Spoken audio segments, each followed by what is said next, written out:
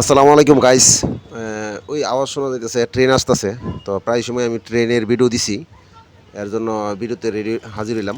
আবার নিচে দেখেন নৌকা যাইতেছে। তো আমি আসি কড্ডার ব্রিজের উপরে, বিকালবেলা ঘুরতে আসলাম।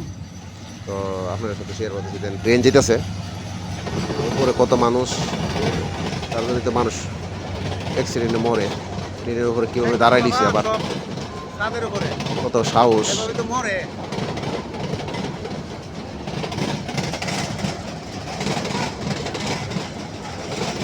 আরেকজন দেখা যাইতেছে ওই ভিডিও করতেছে।